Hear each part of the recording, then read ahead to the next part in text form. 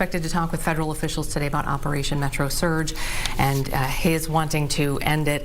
Karen Scullin joins us now as we heard from Border Czar Tom Homan early this morning, gave his first real press conference, I guess, since he's been on the ground for a few days, and he's been talking with the governor, with Mayor Fry, and AG Ellison, who will read a statement from the Attorney General here in just a minute. But I was curious kind of what you were able to glean from some of what Tom Homan said about targeting specifically, because this has been one of the bigger issues, right? Who are they targeting? How are they doing it? Right. I think there's a couple of things at play. I mean, I think you have to think about, first of all, there's the issue of the jails and that, and getting in, and ICE wanting in there and wanting to be notified about detainers and things like that. There's that issue, and then there's the issue of targeted operations. Those are two separate things. And the targeted operations are important because I think that's what's been upsetting the apple cart the most here with protests and things like that. So it was interesting. He kept saying that, you know, some things maybe haven't been perfect. You know, he didn't quite say this was a disaster or anything like that. But he emphasized the fact that everything here from this point on is are targeted operations and by the book. And so I think we'll see less of maybe some of these roving vehicles that are stopping and asking people for documents and things like that, and these more targeted things. And what I learned too is that, and I didn't know this, maybe some folks did, but that within ICE there is a targeting operations division. And it's kind of broken down into three organizations or three divisions beyond that.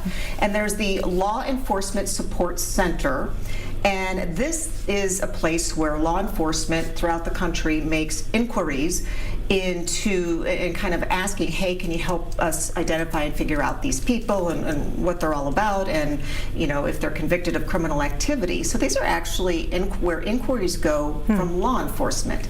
And then there's the Pacific Enforcement Response Center, and this digs a little bit deeper, where they verify subjects' identity, immigration status, criminal record, custody status, and removability.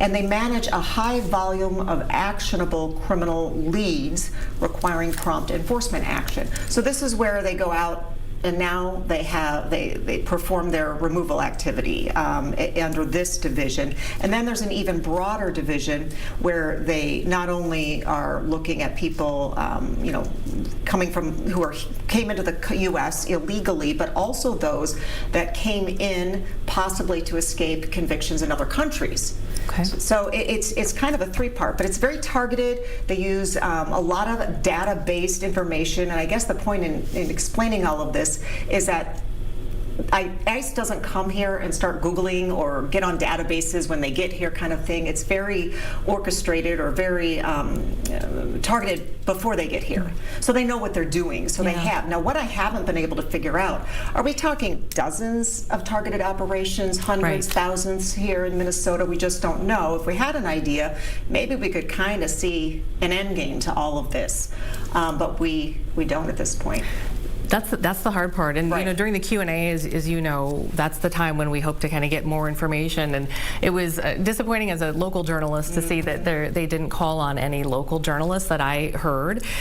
So we kind of got a little bit broader questions and broader answers, and then you know, of course they limit it. So you know, the Associated Press, CNN, and then some others also. But you know, one of the things, and it gets tricky because as you and I are just kind of speaking and talking, I know there's so many strong feelings on both sides of this. As I was watching it, I'm curious if you were seeing the same thing or hearing the same thing. It seems like Tom Homan is here now, and Greg Bovino is out. So Greg Bovino was the one before him who was really the face of these operations.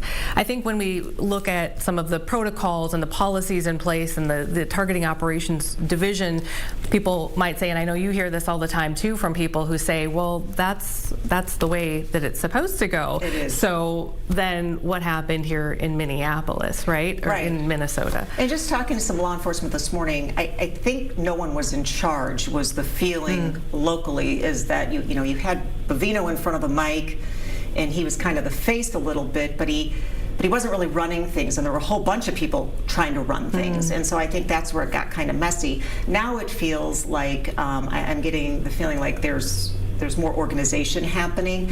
Well, and it sounds like, too, Bovino or nobody met with local leaders before. And you heard Homan say this morning, you can't find solutions unless you meet with the people who are here kind of running things, and that's what he's doing, whether he agrees with them or not, and in a lot of cases not.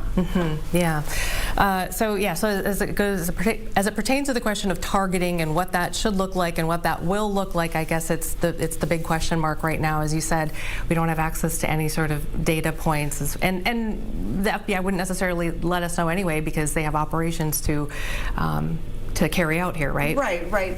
But those are important because that's where the drawdown is supposed to come in, and where people want to see this drawdown of I was about to say troops, but of ICE agents or federal agents here. And the reason there are so many here is because of the protesters and all of the violence and attacks that have been happening. So the extra agents were brought here to protect the agents trying to perform the targeted operations.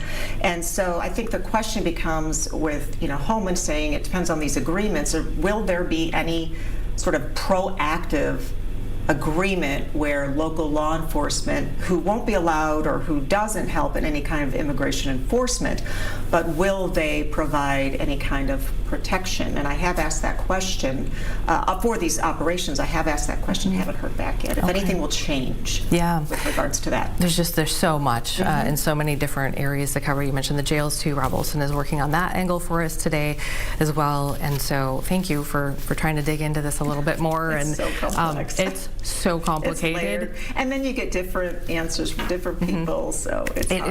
It is really hard. It's very, very challenging. But all right, thank you. Appreciate that, and we'll look forward to seeing what you find a little bit later tonight. Sounds so good. thanks, Karen. Amy. All right.